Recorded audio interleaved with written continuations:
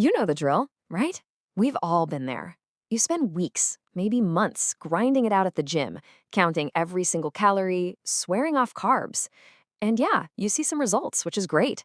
But then life happens. And before you know it, you're right back where you started. Only now you feel exhausted and kind of guilty. It's just such a frustrating cycle. And hey, if it feels like this happens every single time, you're not imagining it. Get this, a staggering 95% of diets fail in the long term. 95%. That isn't just a small mistake. That suggests the entire way we think about this is fundamentally broken. So what's the deal? Is it really just about willpower? Are 9 out of 10 of us just lazy? No, absolutely not. The failure isn't in you. It's baked into the approach itself. And this really gets to the heart of the problem. See, your body has been fine-tuned for over 200,000 years with one main goal: keep you alive, survival.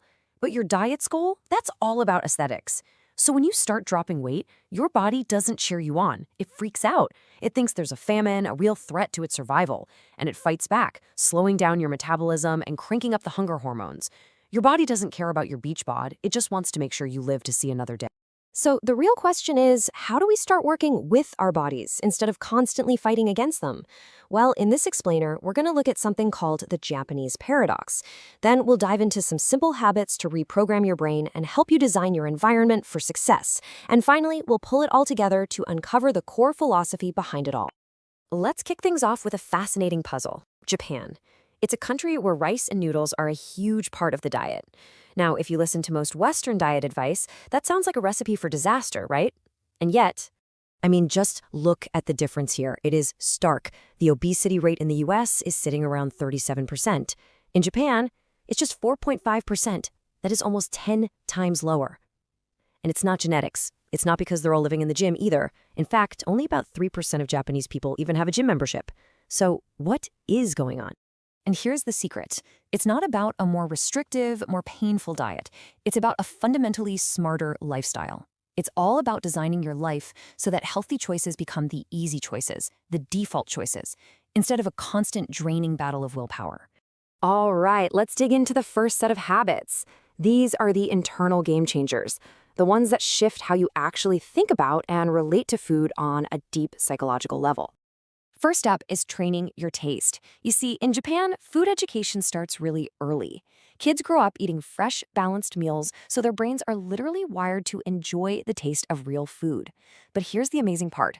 Taste is a habit. You can retrain it at any age. Think about the first time you ever tried black coffee. It was probably awful, wasn't it? But over time, you learn to appreciate its flavor. The same exact thing can happen with fresh, whole foods. And that brings us to sugar awareness. This simple comparison of soda can sizes tells a massive story. In Japan, the portions are just smaller, and their overall sugar consumption is about half of what it is in the US. And when you cut back on sugar, something pretty magical happens. Your taste receptors actually become more sensitive. Things start to taste sweeter, so you need way less to feel satisfied. Okay, this next habit costs absolutely nothing and has a huge impact: slow eating.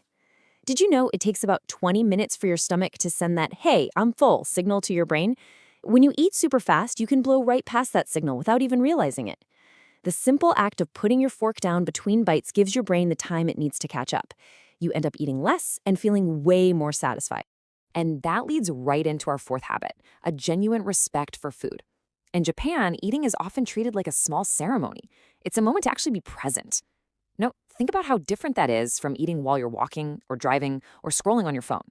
When you eat mindfully, you start to actually listen to your body's real signals of hunger and fullness. Okay, so we've covered the internal mindset shift. Now let's talk about the outside world. These are the habits that help you shape your environment so that making the right choice is actually the easiest choice. We often think that convenience has to mean junk food. Well, Japan proves that's completely wrong. Their convenience stores are amazing. They're filled with healthy, affordable options like grilled fish, rice bowls, and fresh tofu. This is what we mean by environmental design. Your environment makes choices for you. And when healthy food is the default, you don't need a ton of willpower to eat well. Now for what might be one of the most powerful concepts of all, and it's captured in this simple phrase: hara, hachi, bu. This isn't just a saying, it's a cultural teaching that's deeply embedded in the Japanese approach to eating, and it represents a huge shift away from restriction and towards self-awareness. So what does it mean? Hara hachi bu means eat until you are 80% full.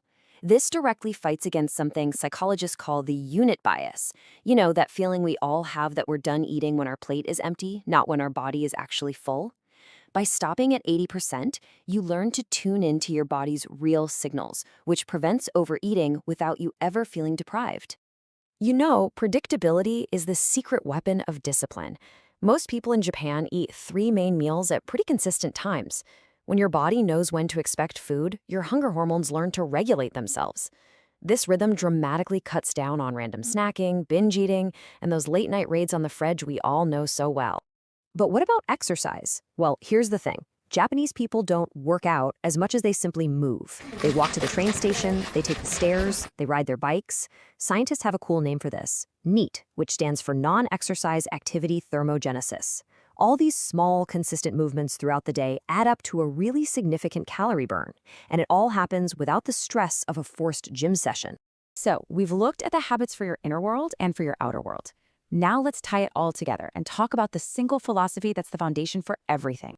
At the end of the day, this isn't about 9 separate life hacks. It's about one single mindset that's built on 3 pillars: balance in what you eat, rhythm in when you eat, and respect for the food and for the process itself.